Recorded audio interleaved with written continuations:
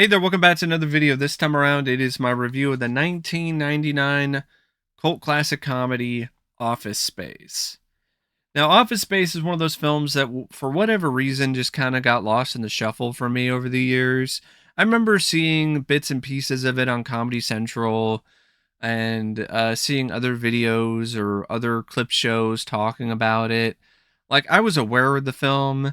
I definitely had seen the sequence where the three main characters take the printer out to a field somewhere and beat the ever loving shit out of it. I was aware of the film in that regard when it comes to the more popular scenes or the boss guy who's always going, yeah, okay. You know, that guy. I was always aware of the Lumberg character, but I didn't really get around to watching the film all the way through until recently. And before I go any further sharing my thoughts on it, I want to give a special shout out to Brian for requesting this review. And if there's another film, TV show, or topic that you would like to see me discuss in the future, feel free to donate to my PayPal. The link will be in the video description down below, and I will try to get to it as soon as I possibly can. Now, Office Space is directed by Mike Judge, who also wrote the film. It's based on a short that he did, and by based, I mean very loosely based, because the animated short that he did called Milton, that was the inspiration for this, was really short and pretty much just had like the Lumberg character messing with Milton. So there really wasn't much else there when it comes to the script. So and the overall story or even really any other characters. So Mike Judge had to do a lot of extra work here to create different characters that he could essentially surround Milton and Lumberg and make things more fleshed out. And this was also his first film when it comes to directing a movie that wasn't animated. And I think for his first attempt, I think it's pretty solid. I think he did a good job directing this. It's not a film that's going to have visuals that are going to blow you away or really catch your eye, because in a lot of ways it's just a simple workplace comedy. It's not the kind of film that has that kind of visual style or flair. But Judge still has some moments where he definitely shows some real talent when it comes to some of the different sort of techniques that he uses when it comes to his direction. There's a good mix of different types of filmmaking that are employed here. Some good use of slow mo at times. Uh, some sequences are shot in a way where things are a little askew. Other sequences are shot in a way where things are very tight and cramped, which I think is very fitting for a cubicle setting. And yeah, I think for the kind of film that Judge was trying to make, and for a movie that honestly I believe he was trying to be a little bit more grounded in reality in some ways. So he didn't really necessarily play around with the camera or have a ton of different camera tricks, but it's not a film that I would say is stagnant or static visually. It still has a nice flow to it, and it definitely doesn't get stuck. You know, it's not like a paper jam, so to speak. It really isn't anything of that sort. The script by Mike Judge, I think there are some brilliant aspects of it. Some of the dialogue, some of the just hilarious banter and back and forths and interactions with characters, and even honestly the romance between Peter and Joanna. Like even that I felt was genuinely heartfelt and sweet. And there's some nice, fun little pop culture references. I I was I was honestly really surprised that they referenced Superman 3 because when they talked about the plan that they were going to do in order to rip off the company, and it immediately reminded me of Superman 3. As soon as Superman 3 popped into my head, I'm not kidding. Michael Bolton's character, not Michael Bolton, the Michael Bolton character, he said Superman 3. So I thought, wow, it's like this movie was like in my head at that moment. And I would say that the characters, they're very much akin to the kind of character writing that you would see in a Mike Judge cartoon. So there's not a lot of depth, but that's fine because there's enough personality, there's enough charm, there's enough charisma to make these characters still likable enough. And you definitely sympathize with the guys who are stuck in this dead end job at Initech.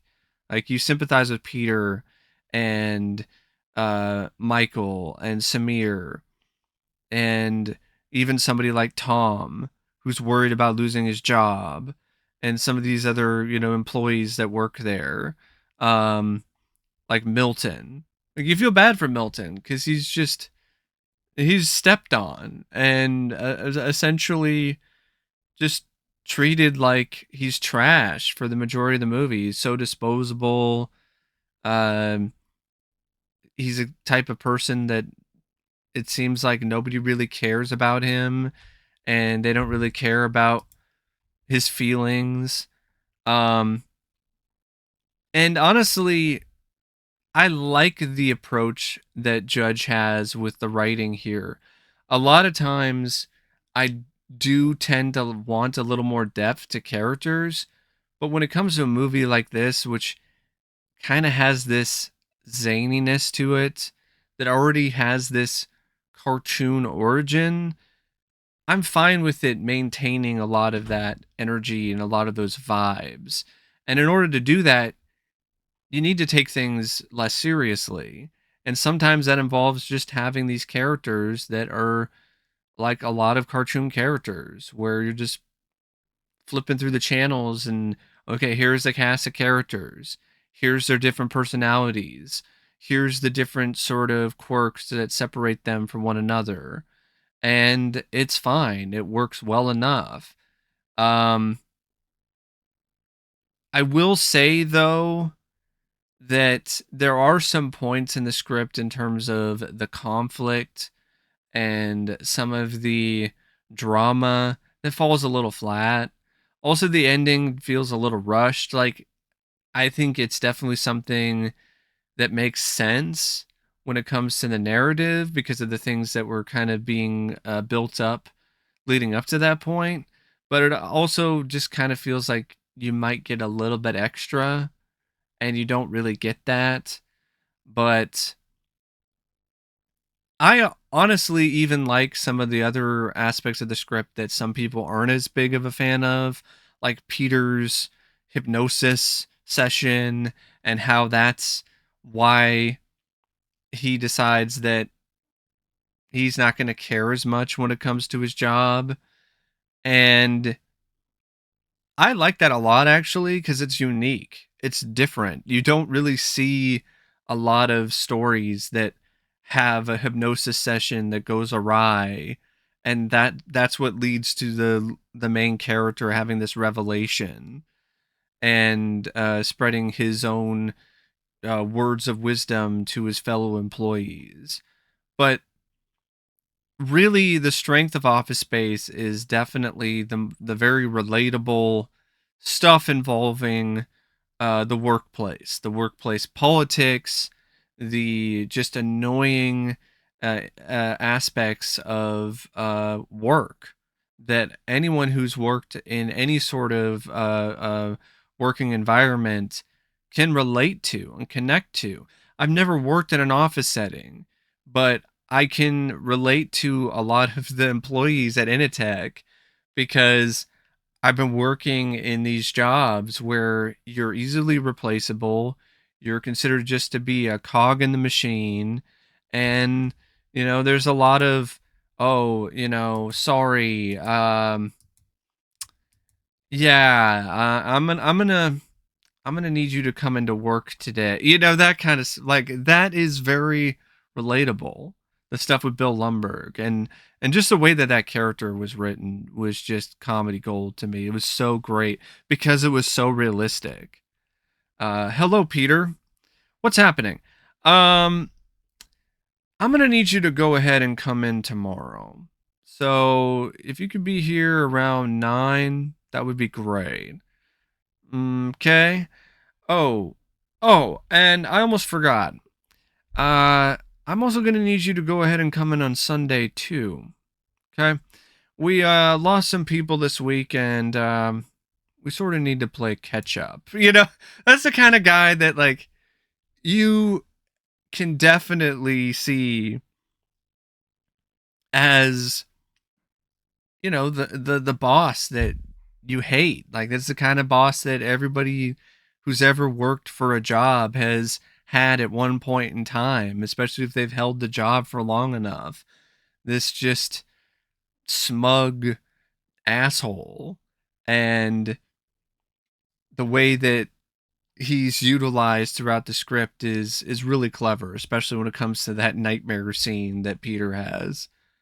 And I love the Michael Bolton stuff, especially the whole bits with him where he's just pissed off that his name is Michael Bolton and he has to constantly have people reference and ask him whether or not he's related to the singer because I work at a craft store. I work at Michael's. My name is Mike.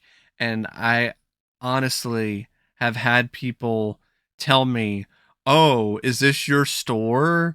Oh, Mike at Michael's. Haha, who would have thunk it, huh?" Like I've heard that a million times. So I really connected with the Michael Bolton character because I was like, oh my god, yes! Like I'm so tired of hearing that shit, and I also related to him because I've had those moments too where I want to be like, PC load letter.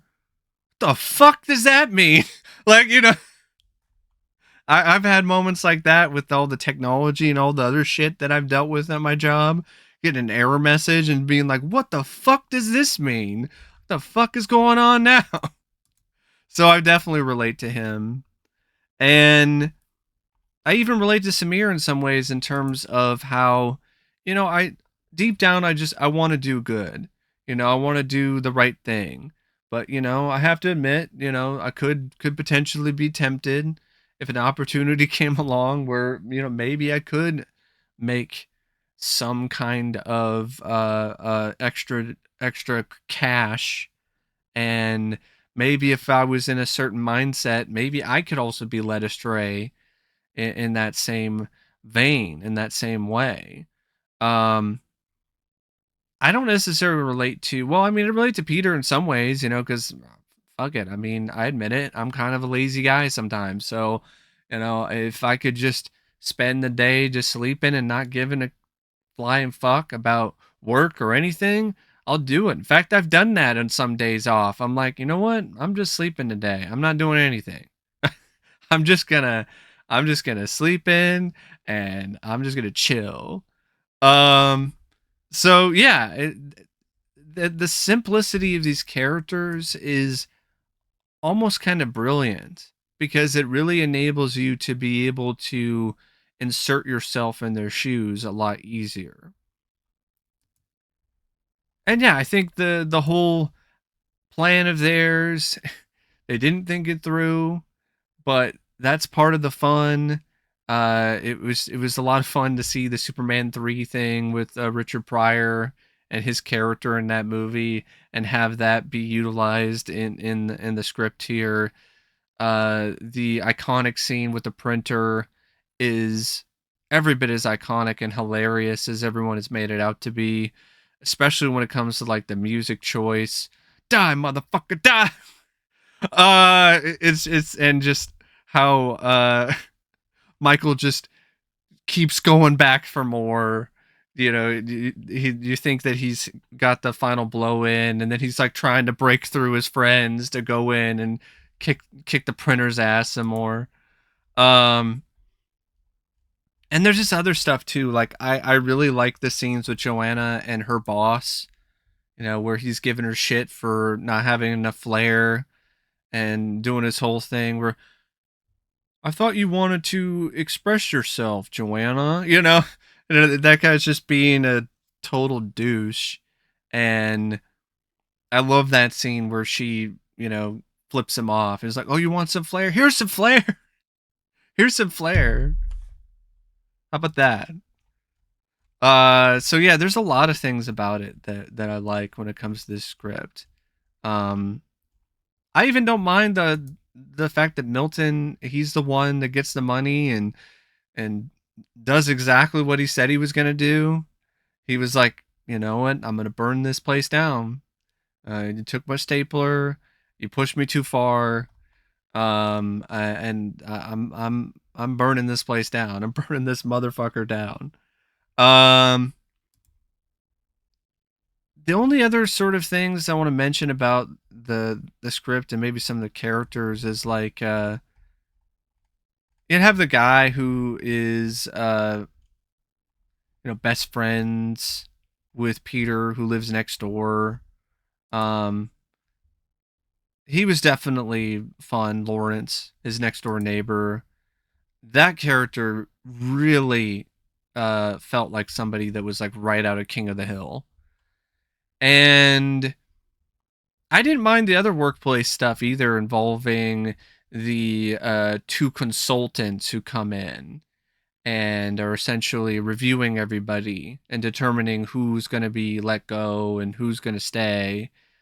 Um, because they were just so just I mean, they did not give a shit. Like they were so I wouldn't say naive, but they were just so into their jobs that they didn't really understand that what they're doing is costing so many people their livelihoods. They just see it as just, you know, another day in the office, and they're just so oblivious about that. And the whole bit where the one of the guys, he can't pronounce Samir's name, and he's like, Samir Naga not gonna work here anymore. Like that's fucked up, but I thought it was pretty hilarious. I gotta be honest, just because of just how just unabashedly just jackass that behavior is, or ass clown, as as Michael Bolton would say. Um, but yeah, I mean, there are some things about the script that are a little cliched, like the whole stuff with Joanna and Peter and they're falling out because of some misunderstanding where Peter thinks that she banged Lumberg, but then it's all misunderstanding because it was a different Lumberg, you know, that kind of stuff. And I was surprised that there was an ending where the three of them got away with it. And that's another reason why I think this is a really solid script, is because it didn't really go the typical route you think it might have. Where through some loopholes, some other way, they found a way to get the money and they're all on the island together. They're not working anymore. But instead it's different. You have Michael and Samir and they're working for the other competitor uh, uh, company, and Peter's working with Lawrence. I believe, is that his name? Yeah, he's working with Lawrence as a construction worker. I was like, okay, that's different. That's not too bad. Um, And then you have like the whole like ending where Peter is all talking about, having fresh air and how nice it is, and it's like fucking A. So yeah, I do think it's a really solid script. Despite a few pitfalls here and there. Like there are some moments where the comedy, some of the shtick, some of the moments with some of the characters kind of drags a bit too long. There are some repeated gags that I was just kind of like, I don't know about that. Um, there were some moments where I wasn't necessarily laughing. I was entertained, but I wasn't really laughing that hard. In fact, I really only laughed like maybe like a few times out loud while watching the movie. Like I thought it was amusing most of the time, but there were only like a few moments that really made me crack up. And a lot of them involved Lumberg or Michael Bolton. Some moments with Joanna and Peter, but didn't really find a lot of Samir's stuff that funny, to be honest. Um, and Stephen Root at times was just kind of annoying to me with this whole. But I was supposed to I thought I was gonna have a piece of cake and it was that whole sort of thing, and I was like, okay, all right, I get what they're doing with it, but I don't know, like I didn't find that character as hilarious as people made him out to be. I did feel for him though. I did sympathize with that character, but that's really one of the main bits where the shtick was just a bit too much for me. Is his whole character. But that's just me. Now,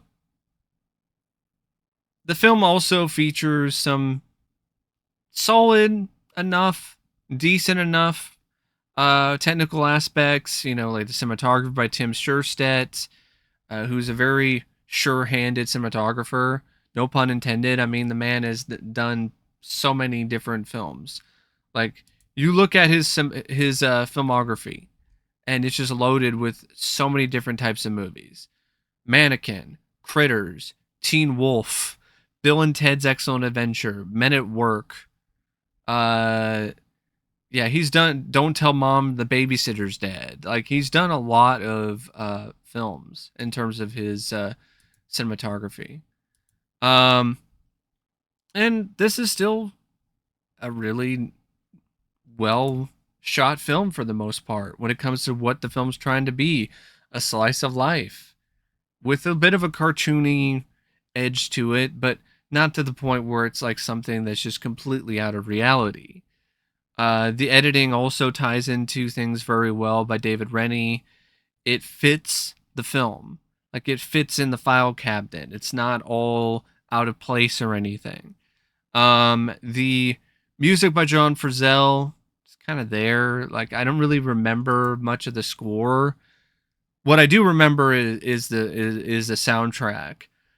Some really nice usage of rap at the opening scene with Michael Bolton in the car singing the gangster rap.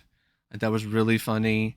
The Even the opening title song was really surprising to me, but still worked. The scene where they're all on the freeway and they're trying to get to work, and I thought that was a really well edited scene. By the way, the whole opening sequence.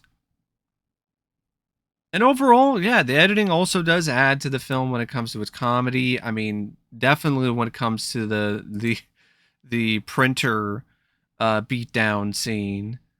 Uh, and speaking of things that add to the film, I mean, the cast. I mean, the cast is definitely one of the most vital aspects of this movie, and I think pretty much all of them do really good jobs. I mean, Ron Livingston is Peter Gibbons. He's good. I didn't think he was great though. I think it's one of those things where the things that his character is saying and the things that his character represents are more iconic than necessarily his performance. Like I thought his performance was fine, but I didn't think it was amazing. Like in comparison to Gary Cole as his boss Lumberg, or even John C. McGinley in his bit role as Bob, and I definitely didn't feel that he was nearly as funny as David Herman as Michael Bolton. But he was fine. I felt he was a bit stiff at times, though. I will admit that. And I think part of it is I didn't necessarily buy his transition into the smooth, confident guy as much as I might have in other instances with other kinds of films. It at times it was a little forced to me, almost like he was doing his best imitation of Charlie Sheen, like in his winning phase. But it was still fine. It's not like it was a bad performance, but I didn't really feel that it was anything like great. But it was good. But I didn't think it was great. Jennifer Aniston as Joanna, though, I really liked her performance. It was nice to see her play this kind of character, and she was funny too when she needed to be. Like the whole scene where she quits her job at Tchotchke's. Stephen Root, I mean, the man had to deal with a lot. Like he wore these Coke bottle glasses with lenses that were incredibly thick, and then on top of that, he wore contacts, so the man could barely even see. So a lot of scenes he had to just basically fumble around in the dark, and his character, in a lot of ways, definitely a punching bag, and I think he showed some nice little subtle uh, aspects of that character that made it interesting at times. But there were other times where, yeah, the mumbling and the this and that, it it just got a little on my nerves, and I think that might have been the point. But it's just one of those things where I don't know. It's not a bad performance because he did exactly what Judge was asking him to do, and he did it very well. But I'm not as enamored with the character and with the approach as other people are. Like I don't know.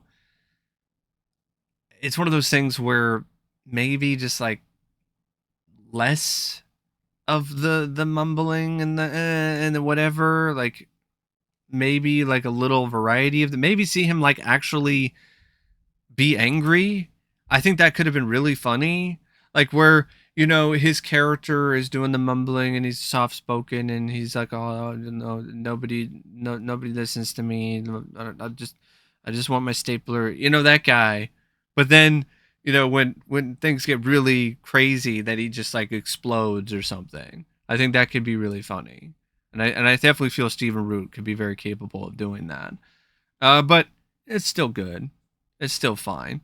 Gary Cole, though, I mean, you might argue that he's an MVP of the movie as Lumberg. Yeah. Okay. I'm gonna disagree with you on that one. It's just it's so good.